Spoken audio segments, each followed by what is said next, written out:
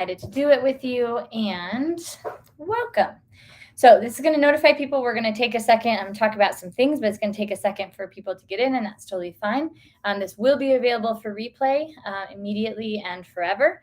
So definitely catch the replay or share this link. The same link will be active for forever to share with your friends. You can chat on this live stream. So we're going to talk about illness. I want your questions. So anyone who's able to join us, I know it's a weird time, but anyone who's able to join us, ask the question for everybody. So you can chat. There is quite a delay because I'm using something called Restream, which allows me to chat back and do other things. So just know that when you type in your question, it takes 5 to 8 seconds for me to see it before, and then we'll be able to talk about it. So, all right. How exciting. I'm so excited to do this. My goal is for this to be 20 to 30 minutes at the most, but hopefully 20 minutes about how I think that as parents and people who get sick, but this is especially going to be geared towards parents, how as parents we need to view illness. Sorry, this is messing me up. It's a backwards reverse thing, so I am struggling here. So how do we view illness? What would be great if your kids are getting sick or you're getting sick? How is that going to be helpful for you to view a new paradigm of what illness is? So let's get started. First off, what is illness? What is getting sick? What is all of that? So there's a few things. So traditional paradigm for illness would be a contagion is external from your body. You catch it from someone in your life, either in your house or at the grocery store or at school. It comes into your body. Your immune system is strong and it fights it off and it makes it go away. And then you are better again. So this is based on germ theory. This paradigm of illness is based on germ theory.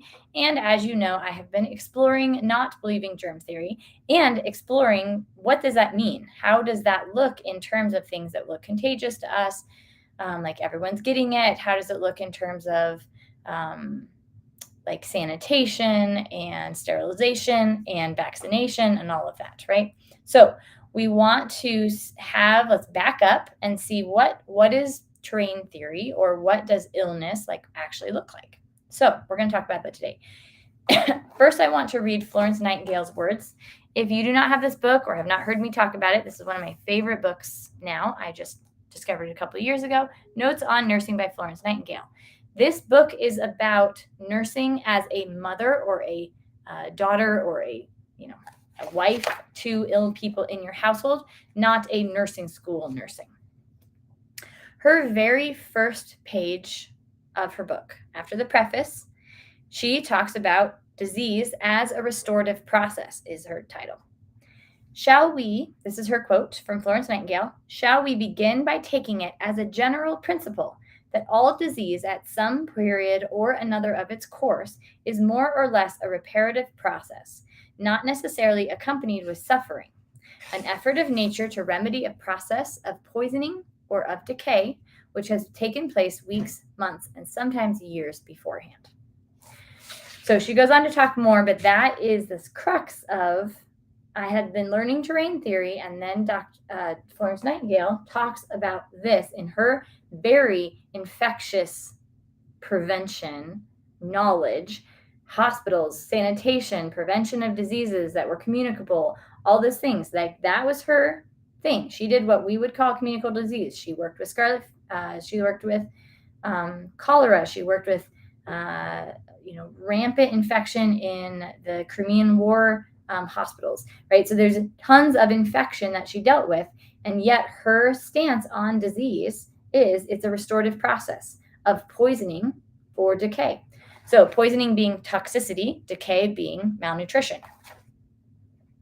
So really, really interesting. All right. So if we look at what is illness, what if illness is not a fight against bad guys, right? Fight against those evil germs that are floating everywhere, just ready to sneak into our bodies.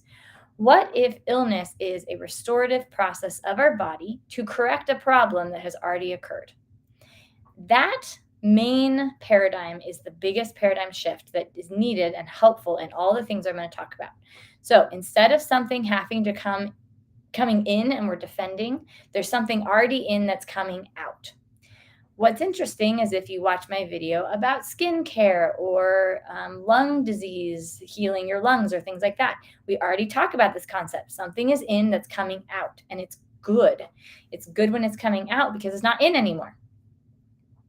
So if we take the detoxification and restoration of an illness process, what does that look like?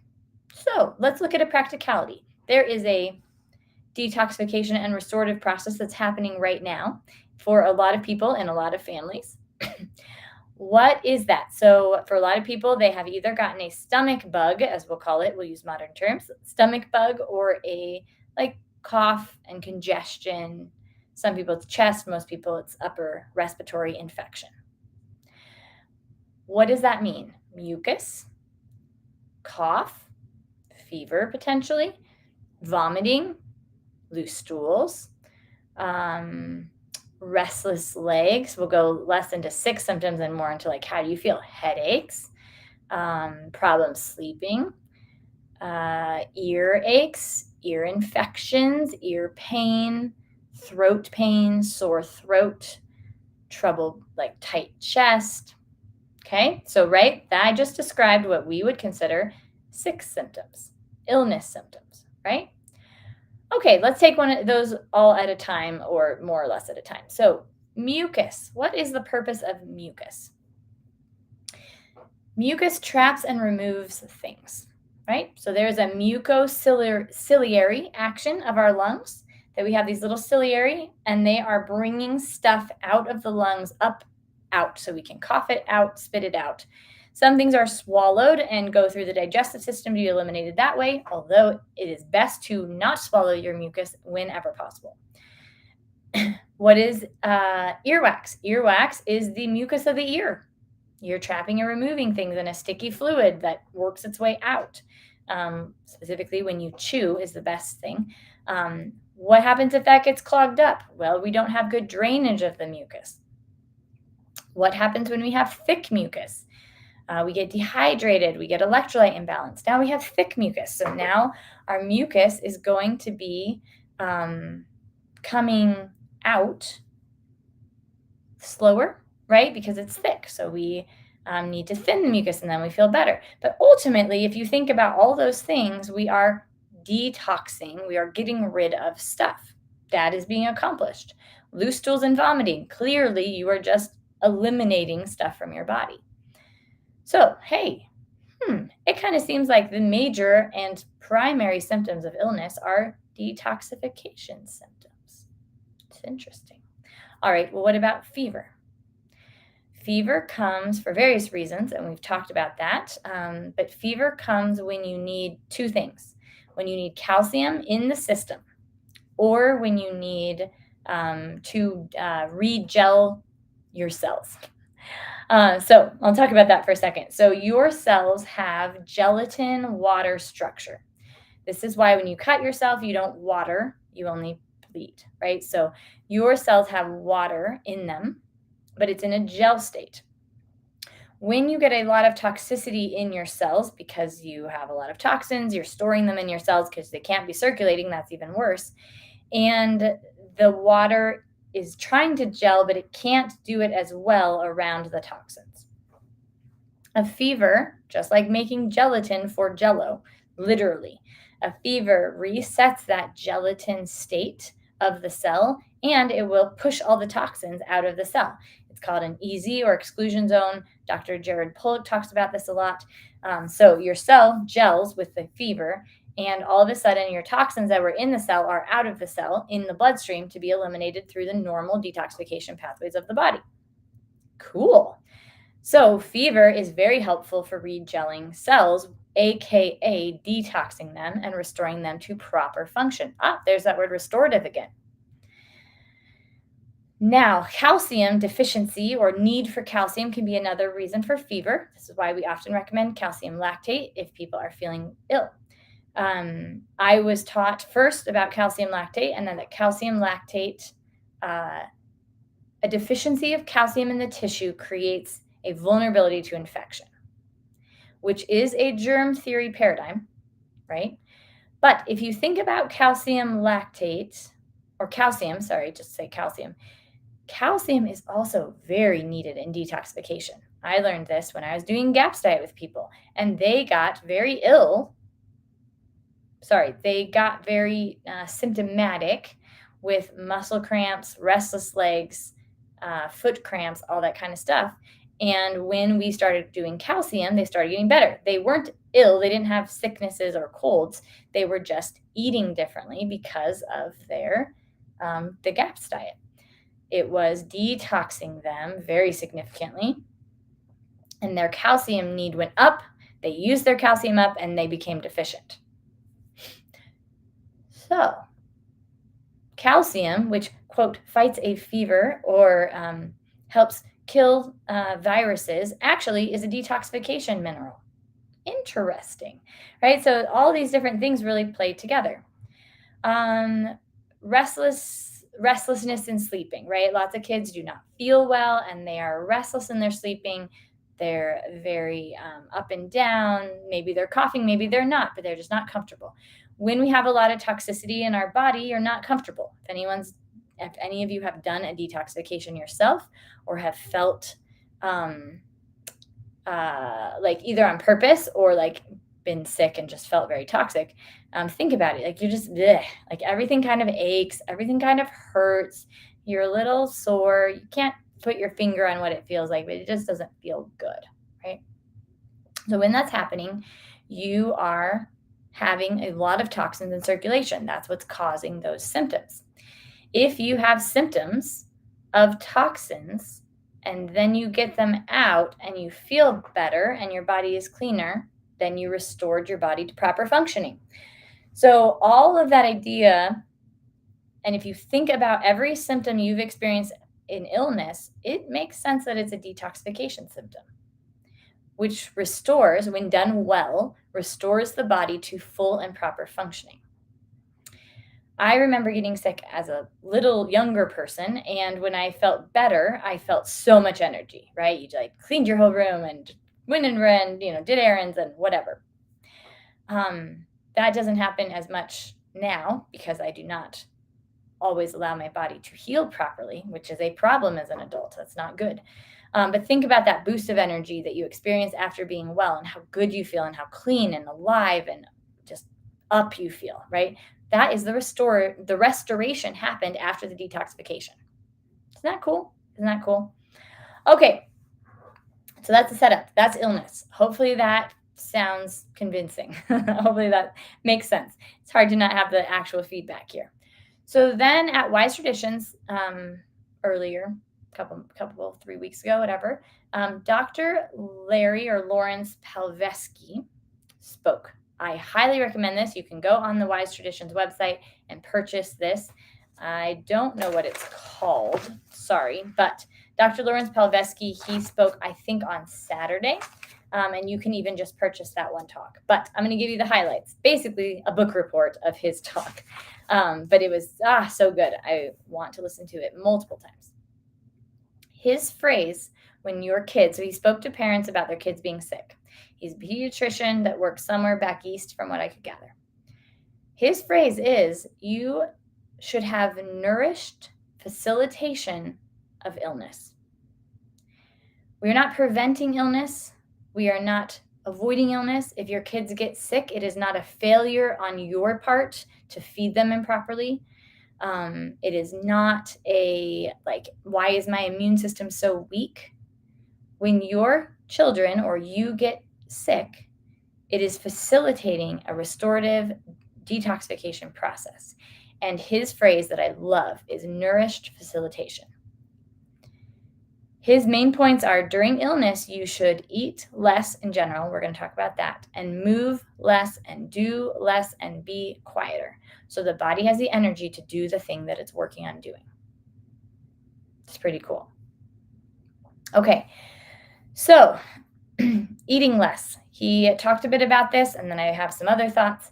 But eating less is resting the digestive system. So it does not mean that you fast necessarily, although it is very important to note that you do not need to make your child eat when they are sick. If they do not feel like eating, it is okay.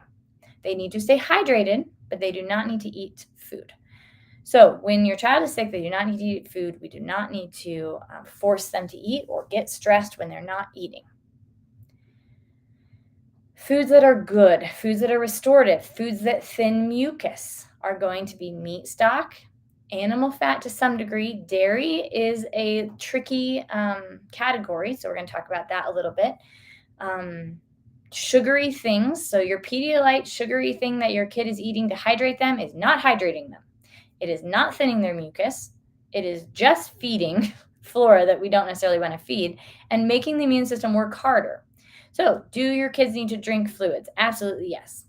Should you sweeten your fluids? Yes, with honey or something natural. Should you drink Pedialyte because that's the thing that you have? It's not the best choice, right? Okay. If your child is hungry, let them eat, right? This is not a you can't let them eat. It's just don't worry if they're not eating, because eating is a large job in and of itself. We don't detox and eat well at the same time. That's why we don't eat at night and we detox at night, and we eat during the day and don't do as much detoxing during the day, right? The body puts that as opposite. So if the body's system is detoxing everything right now for a day or two, you should just really not eat much or eat liquids, electrolytes, meat stock, maybe mix an egg yolk in it, maybe not, that type of thing. So eat less. Move less, do less, be restful. That's pretty self-explanatory. It's hard to do. And one of his things that I loved, and it was a good reminder for me, is it is normal. He was taught 40, 50 years ago when he started his practice when he was in school. He was taught it took 7 to 10 days to recover from an illness. In the natural world, I feel like we are unhealthy or a failure if we don't get better in 2 or 3. It is okay if you are fully restored in 2 or 3 days, or 24 hours, or 12-hour stomach bug, or whatever. It's fine. But it is perfectly normal for it to take 7 to 10 days for you to be back to full capacity. When you are not back to full capacity, when your kids are not, you really should not be running a ton of errands with them, making them go to school. I get in our paradigm or in our world of school work, you can't miss that many days of school. It's not okay and all of that. This is a new paradigm. When you shift your paradigm, you have to shift a lot of other things too, right? So I hear those, I hear that, but let's just talk about what the body is doing and what the body needs, and then we'll figure out what we need to do on the other side of that, okay? Moving less. You should not exercise when you're sick. If you feel like gently walking in the sunshine around the block, great. You should not go to the gym. You should not work out. You should not lift weights. You should not go running. When you are restoring and you feel like, ooh, I'm ready to get my lymph moving, maybe that will be the time to take a brisk mile walk. But don't push yourself. If you feel like, oh, I need to stop right now and slow down, do, right? So when we're on the upswing, I felt that, I got my lymph moving and it felt better. But in the process of working to cleanse your body, don't push it and make it distraction with other things.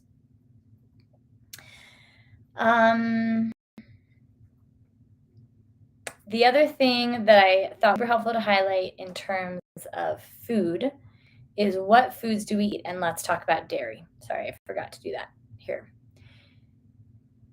Dr. Peldeski talked about foods as warming foods and cooling foods to the digestive fire that is in our core.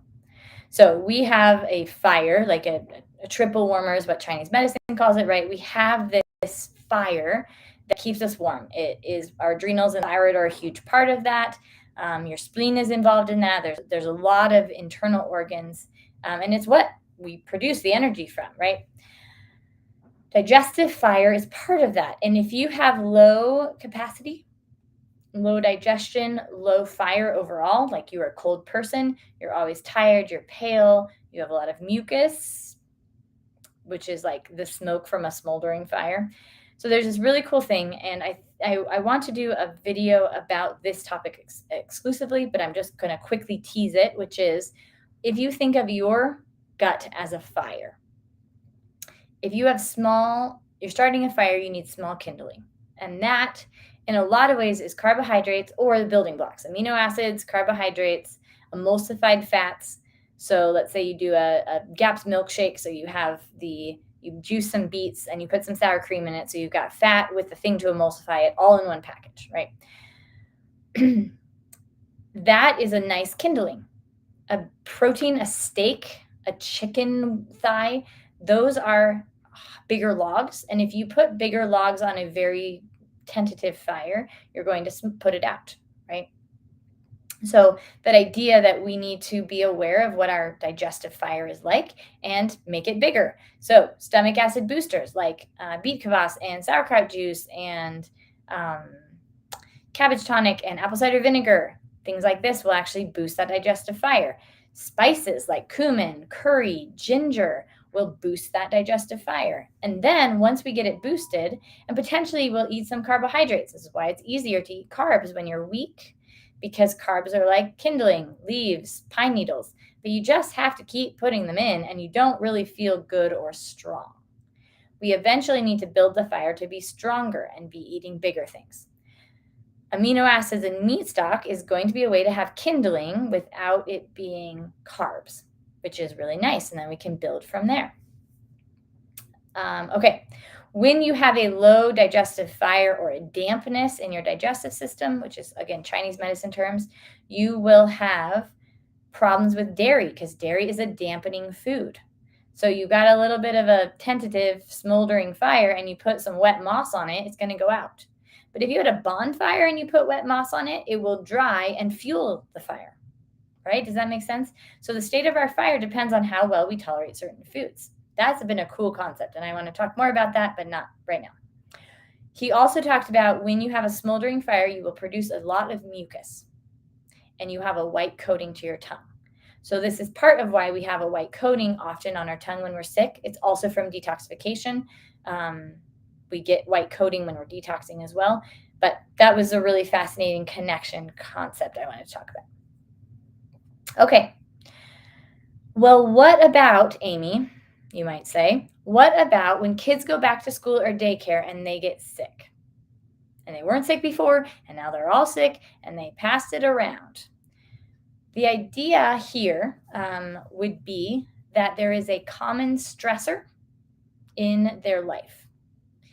They are all exposed to the same toxins, the same rigid schedule change, right? So what happens? Your summer is loose and you are resting as much as you need to, and you're pushing yourself and having fun, and then you're taking a nap really hardcore for 2 hours, and you're eating foods when you're hungry instead of 15-minute rushed meal time, which is, I can't even talk about what schools are doing for meals, right? Like, it's a huge stressor and a huge change. So it may not be a problem, but it's a change, and change is hard for the body. They are exposed to the same chemicals. Is there extra Wi-Fi at this school that is not at your house? Do they have a 5G tower on the top of the school? Because that is true for a lot of schools. So this idea of there are common stressors that are needed for detoxification.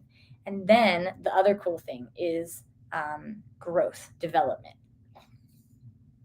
So the idea that our bodies, as they're growing, are developing, and kids are doing that very quickly. When they are developing, there are different things that need to be excreted, just in short, right? So what's very common, and I've heard this from lots of people, lots of old physicians, old providers, or in old books, a child would often get a disease like measles or chickenpox or a scarlet fever or Fifth's disease or whatever. And after they recover, they would have a developmental milestone jump. Like that proceeded. And even to the point where it was expected for them to get certain diseases in the midst of what we consider developmental milestones. And basically they've pulled all the diseases out of the developmental milestone timeline. But what if they shouldn't be out? What if that is how it should work? Which is fascinating. And I found a few resources that talk about that, but it is very, very hard to find. If you find a good resource, definitely let me know. Okay, so the childhood process of growth requires restoration or growth which often requires detoxification of the old.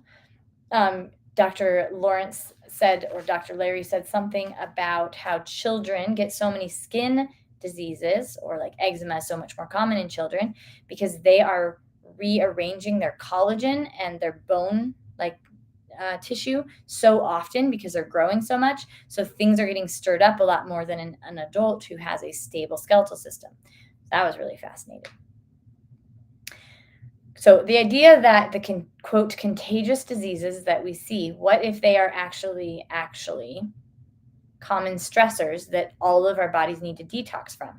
And then occasionally someone doesn't need to. They were strong. They were resilient to that stressor. They already cleaned that stressor out last year. Whatever. Now, this does not mean bacteria and viruses do not exist or that they don't play a part in this. Sometimes bacteria help us do jobs that we can't do on our own with our own like DNA setup. That's why we are in symbiotic relationship with the microbiome. We know parasites help clean heavy metals from our body. That is a job that we need help with often, and then we can't do as efficiently as parasites do. So we have a parasite, quote, infection, because parasites come in and help us get rid of our heavy metals. Viruses and bacteria do the same thing. They will come in and help us get rid of certain toxins or help us upgrade. There's a lot of research, and it's pretty cool how our cells, like our immune system, upgrades our body. So this idea of illness will actually upgrade us to be able to be better functioning in the current society. So any major shifts and changes in our world, electrification changes, like going from 3G to 5G, from nothing to radio. There was a huge, the Spanish flu happened when we upgraded to radio technology. So there's all these huge shifts when we upgrade, and our cells are capable of upgrading to the current state of our environment. The immune system, the microbes, are actually very helpful in facilitating that, and they have a lot of genetic material that is fluid. So they're actually able to shift pretty easily to upgrade, and then they can help us do that upgrade. I know it's weird to think about our bodies upgrading, but it happens. It's cool. It's a really cool idea. Okay. If we get out of balance, our body needs to restore.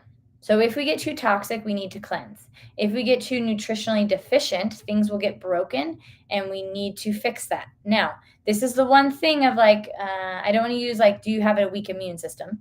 Because it's not just helpful language to keep, but that idea of if your immune system is not being fed, it can't do the job it needs to do to keep you up with what's going on. Either the detoxification and restoration, potentially an upgrade, whatever is going on that's needed. If you don't feed your body, it can't do it, or it will do it slowly and painfully. So proper nutrition is absolutely helpful to the immune system, but it's not because we're strengthening our immune system against attack so that we can fend off those bad guys, those bad germs, right? What it really is it's all internal. It's all helping our body to do a job well. So it's a super cool idea. And it just the more I process and look into it, and I'm not afraid to have a different paradigm of health, it is so internally consistent and way more consistent than germ theory is, by the way. Okay, so some thoughts, and these are from Dr. Larry. Some thoughts that he had. Instead of thinking about infection, what if you think of an inflammatory resolution or a restorative process? Instead of thinking about something coming in to attack us, something inside is trying to get out. We're trying to cleanse our body of something. Instead of thinking contagious, maybe thinking of bioresonance or common stressors, or, you may share a bacteria with someone, but if you didn't have the same stressor and the same need, you wouldn't need it. So that's why some people can be around someone who is sick and never get sick themselves. They didn't need that particular bacteria to help with whatever's going on. Instead of thinking the immune system weak, actually think the immune system strong. Your immune system is cleansing and restoring and repairing and upgrading and all the things. So that is those are cool paradigm shifts to have.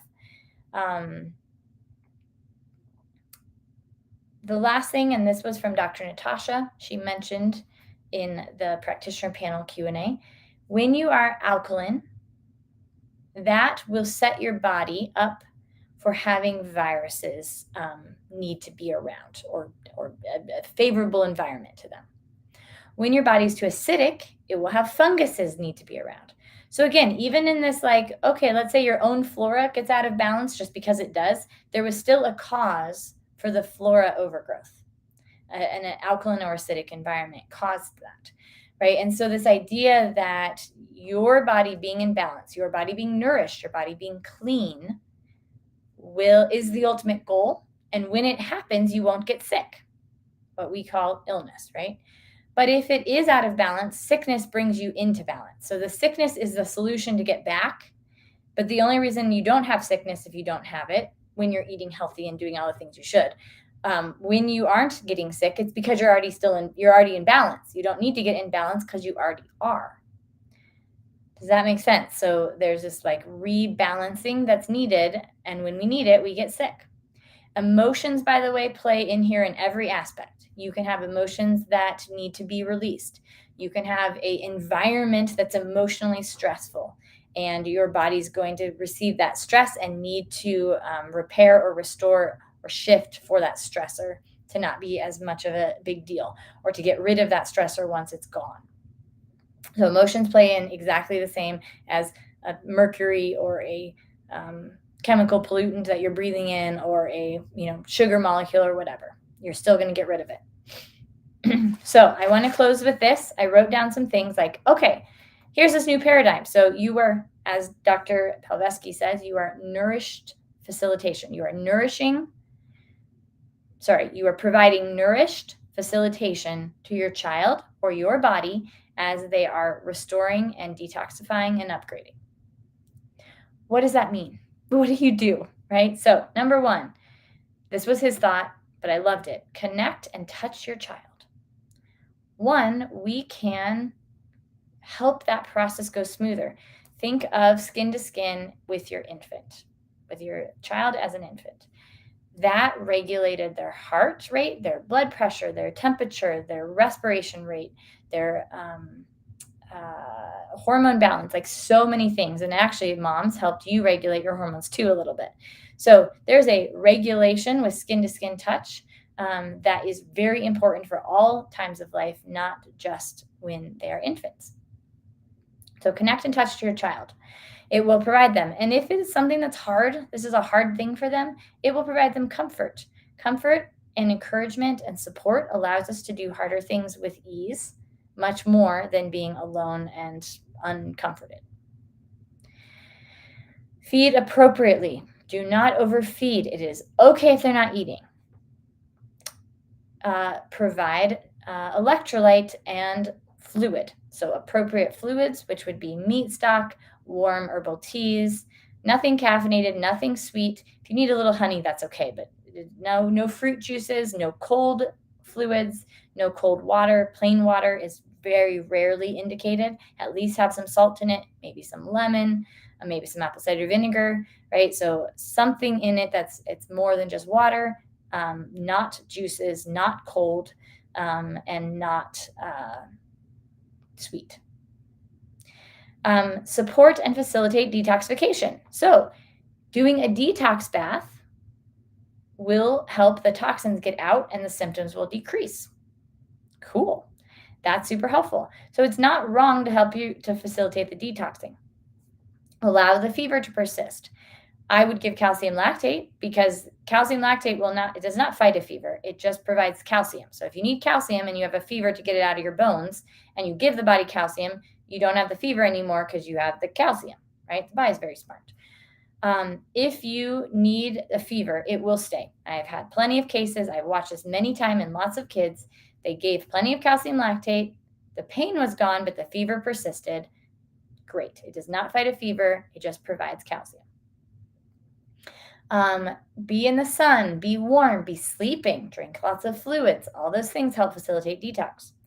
Slow down and rest enough. And if this is a kid we're talking about, you as a parent are in charge of your child's ability to do this. This is very important, to allow them to rest, to let them have that space, to call their teachers and say, This is what their body needs. I do not need you to talk to them about it. I don't think they would, but if you're worried about that, that's what we are here for, or whatever your primary care practitioner is, right?